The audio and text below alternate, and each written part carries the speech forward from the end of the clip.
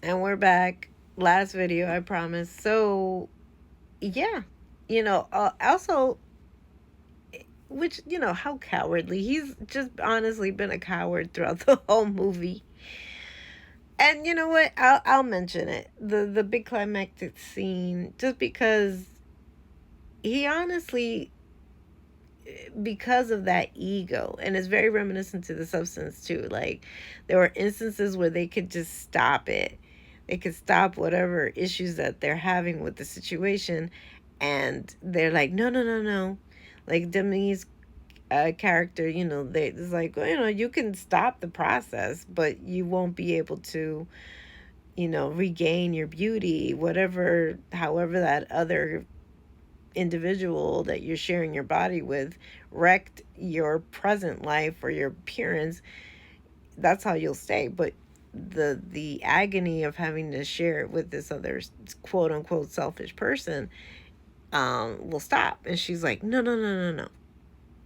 Because again, she liked the attention that she's getting. And so the same thing can be said here. He knows that this girl is doing stuff that is violent and aggressive, and it's getting worse, and he could stop it. He literally is like, well, I could stop it. Like, they keep telling me if I perish, the wish breaks and she's free. But he still manages to still try to take the cowardly way out. It's almost like as if, I believe that was the premise to the film, is, and I really wish that they would have like maybe shown a little bit more of that, where like two toxic people who are very codependent, how they would exist. um so here he is, like, even though he knows that she's committing these heinous crimes at this point. Because I'll mention the thing I wasn't gonna spoil, which is so sad because he also shortchanged himself. There was maybe the possibility of actually finding love in another person, not necessarily Nikki. He just, for whatever reason, didn't acknowledge that there was somebody else that had interest in him, but because he was so fixated on this Nikki girl, that he shortchanged himself.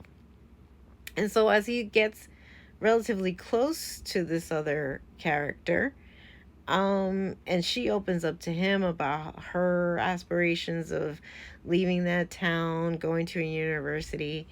For whatever reason, she, after this very uncomfortable scene where they're at some party, and she really makes it so uncomfortable. Like, there are awkward moments where she just continuously laughs. She doesn't recognize, or whatever this demon is, doesn't recognize human behavior, social cues. It's so uncomfortable to watch. And they're doing this like Jenga puzzle thing or whatever, but the Jenga puzzle cubes have these like certain questions or comments and things that you have to do, like a truth or dare thing.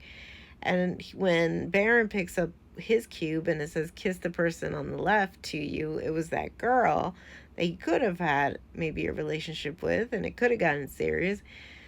But because you did this wish with this girl, now all of a sudden and it looked initially like a CGI frown effect, but I think it's genuinely her. And the way that she's like not having it and pulls this chair of this poor girl, I thought she was gonna like dump her on the floor. Like, it was just like, I'm telling you, you are white knuckling throughout the whole movie because you're like, what is gonna go down? And that was just a tease to what was gonna happen. Basically, this girl tells Baron to meet her in the middle of the night. He runs out. She just kind of wanted to share her good news that she was accepted to a university, and maybe confess that she had feelings for him. And this Nikki thing comes out of nowhere, pummels her to like nothing. It is the most brutal, gruesome scene. And then she's like, "Oh, don't worry about it. But you kind of brought this upon yourself." Like, this is what I'm saying. Like that's how savvy and weird this possession is to her, this whatever demon that's in her body, because like the way things that she spits out and she constantly says, and then there's these like really weird instances that she's in darkness and telling him that basically if he leaves her that she might harm herself. Oh my god, it's nuts. So yes, he's trying to end it, but and end her agony, Nikki's agony, he consumes all this medication, but then stops himself. But again, thankfully, because Nikki had done that, this possessed version of herself said that like I wish he wished he loved me as much as I loved him, and that comes true. He had forgotten that he had ingested all this medication. So, but then like again, like I said, he's no victim here because now she has to live with this. And if this film is anywhere related to reality, how do you explain that? Like because the possessed demon that's living in her body went so far as to just basically killing all her coworkers. She almost offs herself. She also like I think she vomits on his she projectiles vomit on his face and threatens him, and she's carved things on her body. Like, just the fact that now she's got to live with that. Like, yo, this film was crazy, but it was crazy good. Not for the faint of heart. I basically just told you the whole story. And given I only saw it once, I do want to go back and like really do a thorough analysis. I want to really revisit the things that I may have missed, and this little small things that maybe details that I probably didn't see the first time. But I don't know what else to say other than the fact that, and then also that too, that they pay homage to all these other major films, and again, because it's nestled in some form of reality. Like The Shining, I guess, kind of works and operates the same way. Like, he was possessed.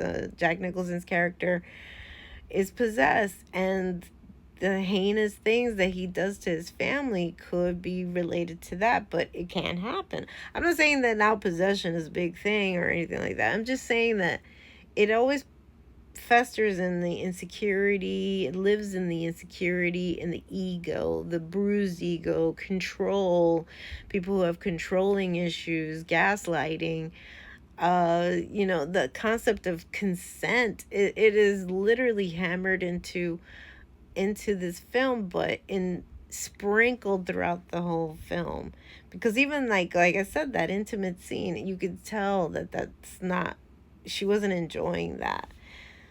My goodness.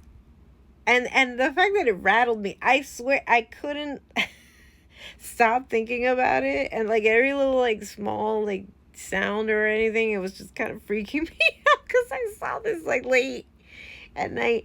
And the last time I swear, and last time I saw or felt this way, which again, I mean, there are those movies that are just like brilliantly made, no notes are needed, like the kids say, was The Others with Nicole Kidman. I remember being so rattled with that film that any little bump in the night, it was like, ooh. So all this to say, go see it. And if you can, I don't know, stream it. I want to see it again. It was that good. I can't recommend it enough.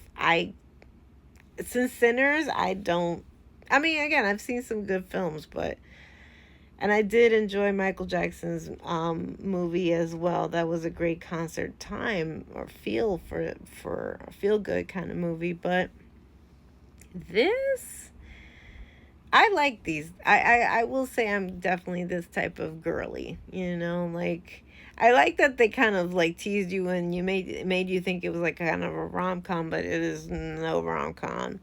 And I wish these kind of films existed 20 years ago, but it probably wouldn't have had the same impact. But anyway, not all this to say, please stay tuned for my following review of Is God Is, and stay tuned for more movies and commentary. And if you like what you see, give us a like, give us a share, leave me a comment down below. Did you watch this